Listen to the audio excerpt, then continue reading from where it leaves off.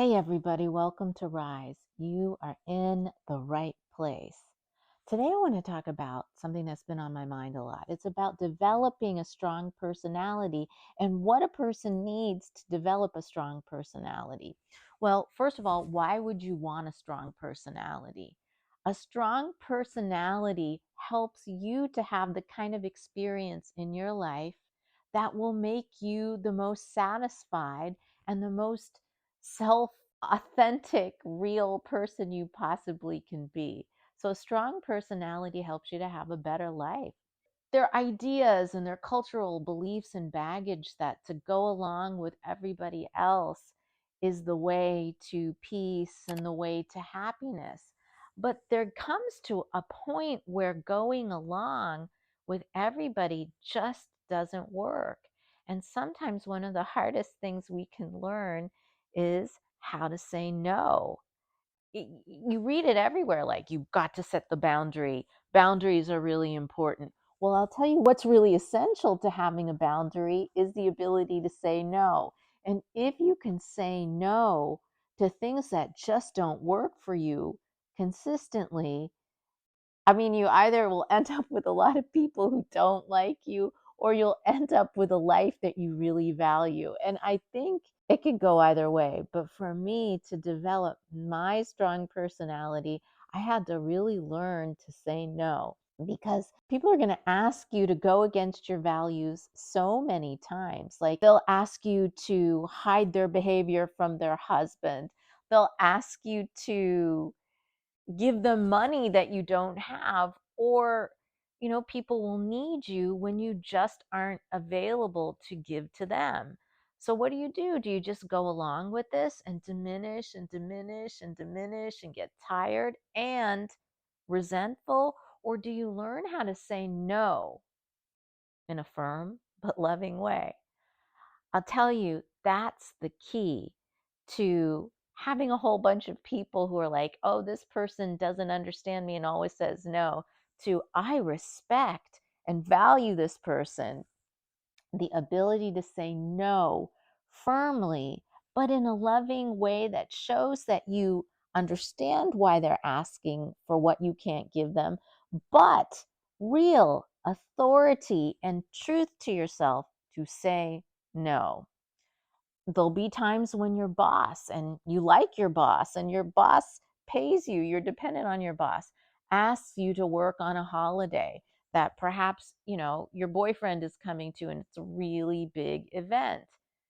You're going to have to be able to say, no, boss, I really respect you. I love working for you, but this is something I cannot do. My values require me to be at home for this holiday because it's a major family event. You may have a friend who's totally broke and their rent is due and they're suffering, and they email you, oh, please, can you just spare 50, $100 this month?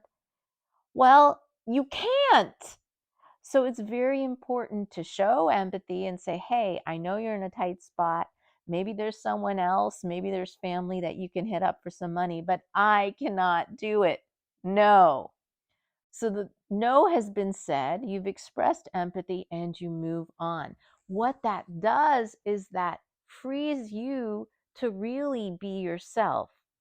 One thing that I find really difficult with this whole no thing is if you're saying no and you understand why a person is asking you for either money or time or some other thing that you just aren't able to provide, you understand why they're asking, but you still say no, you feel guilty. But if you don't say no, you feel resentful. And I'll tell you, resentment is a slow poison that really lurks in someone's life who is a yes sayer, someone who says yes all the time. It's nice on the outside, but on the inside, there's sort of like this resentment, like, why do they always ask me? They always get everything. They always get their way.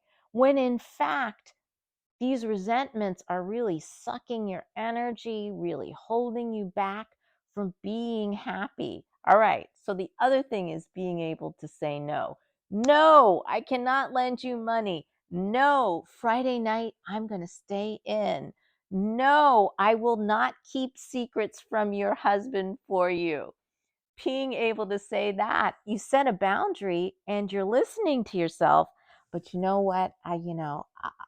I struggle with the guilt, and I've had to learn how to kind of let that guilt melt away, because ultimately it's the right thing. One is allowed to say no, and the more that you stick to your values and your truths, the more integrity you have, the more authenticity you have, and the more people end up valuing you. Believe me. All right, so we've talked a bit about no and the complications about no and the art of no, and no being a crucial component of a strong personality. I'll tell you what else is a really important part of a strong personality is this ability to understand what's going on inside of you. What are you feeling? What are you experiencing? Is this burst inside of you anger? If it's anger, what are you angry about? Because dealing with anger in the moment, or at least saying, I am so angry, helps you to prevent it becoming resentment. And resentment really sucks the energy out of your personality. So if you're able to say, well, gosh, when someone cuts in front of me in line, I get angry, instead of sort of saying, I'm the kind of person everyone cuts in front of. They always get it. Those people, they always cut in line and they think they're better than me. Stop that storyline. Stick with that. That makes me angry. You'll process it and you'll get stronger. So, an acceptance of some feelings that aren't always pretty. Emotions can be really messy. For example, jealousy or envy. Well, we can learn so much from someone that we have envy for, because envy is different than jealousy, because envy involves lowering your own pleasure because someone has something you think you should have. So if I envy somebody with an undergraduate degree from a university that I just died to get into but didn't, that envy can really suck and I could use that envy like, well, they went to this college, that's why they're so successful, and I'm just grudging and everything. Or I could just say, wow, I wish I had that experience. And I'll bet that experience would have been like joyful and wonderful, and just play it out in my head and let myself imagine. But at the end of the day, this is what I have. I didn't get that experience. But looking at what do I believe that that person has that I don't have, just taking and accepting that will help me more than having a grudge and being angry and feeling like, oh my goodness, I can't have what they have. Because you can. Because you can work through these difficult feelings, and they will teach you so much. Don't be afraid of picking it apart, and don't just react to it. So, accepting some of these harder feelings in our lives can take us to a deeper understanding. And with that deep understanding, we can kind of work on ourselves and work on how we think about things and develop that strong, magnetic personality, because a strong and magnetic personality leads to a more fulfilling life. Another thing that goes against really developing our authentic selves and our strong personality is this human need to be accepted, to be liked, to be part of the herd, to be part of the group. And part of this is survival. Like, we are still Stone Age people with, with cell phones and computers. We needed to be able to work in groups. And if we stood out too much, we could be in a lot of trouble. But as we have grown as a society and as cultures have changed and evolved, we're encouraged to develop our point of view.